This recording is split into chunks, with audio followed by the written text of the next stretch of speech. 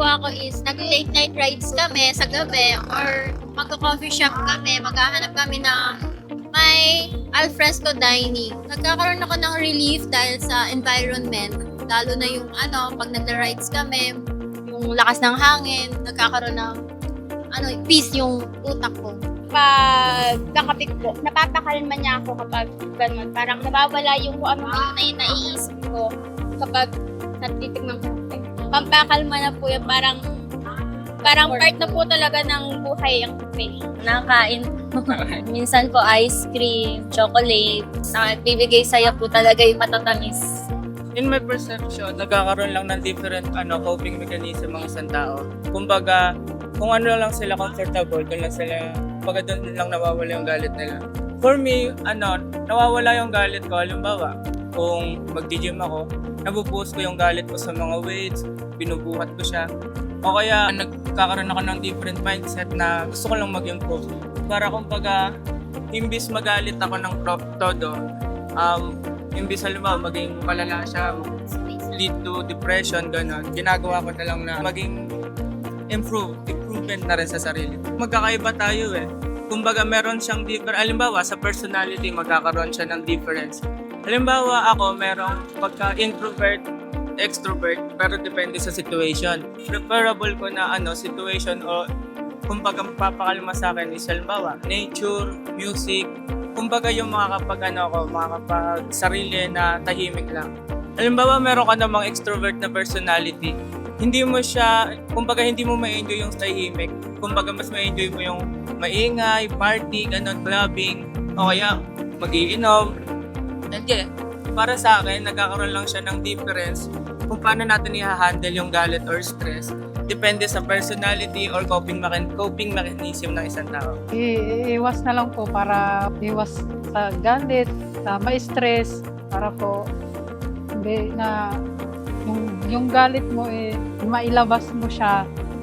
Kasi kung hindi mo siya mailabas, doon manggagaling yung stress, lahat ng sakit na may dulot mo. Naalis na lang po. Binabaliwala ko na lang po lahat. Halimbawa po, lalo na yung sa mga anak ko, matitigas ang ulo. Ganon, hindi nasunod sa mga sinasabi ko. Hindi nasunod sa bahay, mga gawaing bahay. Di ba? Unang galit. Ako na lang po ang gagawa. Yung mga sinasabi ko sa kanila, ako na lang po para mawala yung galit.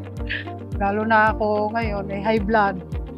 Hindi po ako pwedeng magalit, stress. Pag hindi mo mailabas yun, masikip sa dibdib.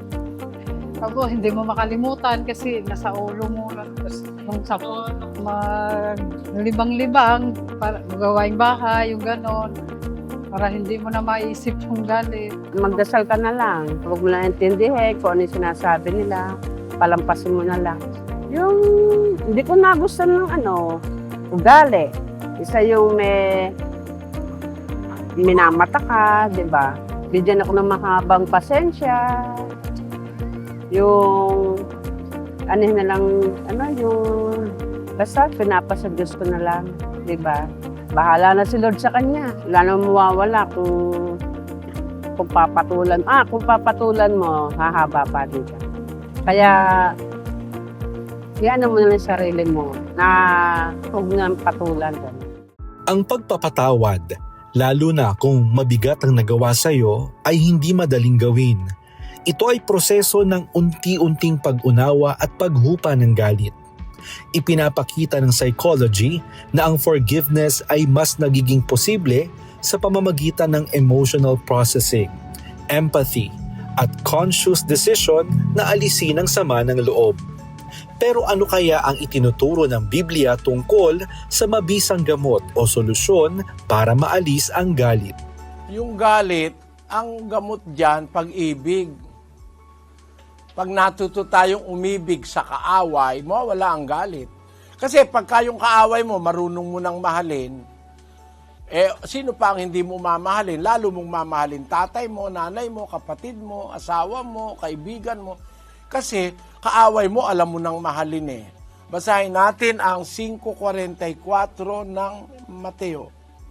Datapwat sinasabi ko sa inyo, ibigin ninyo ang inyong mga kaaway at idalangin ninyo ang sa inyo'y nagsisiusig. Utos ni Kristo, ibigin ang kaaway eh.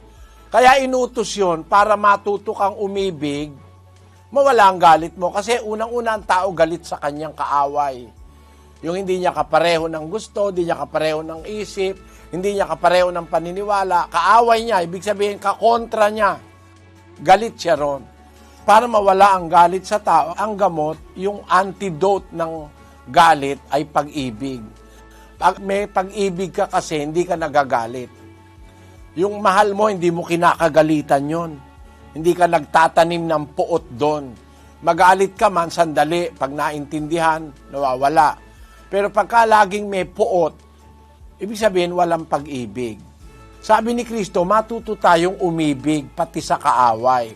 Pagka natuto tayong umibig sa kaaway, mawala na yung galit sa ating puso. Basahin natin ang Efeso, Kapitulo 4, versikulo 30. At huwag ninyong pighatiin ang Espiritu Santo ng Diyos na sa Kanya kayo'y tinatakan hanggang sa kaarawan ng pagkatubos. Ang lahat ng kapaitan at kagalitan at pagkakaalit at kadaldalan at panglilibak ay mga alis nawa sa inyo, pati ng lahat ng masasamang akala. At magmagandang loob kayo sa isa't isa, mga mahabagin na mangagpatawaran kayo sa isa't isa, gaya naman ng pagpapatawad sa inyo ng Diyos kay Kristo.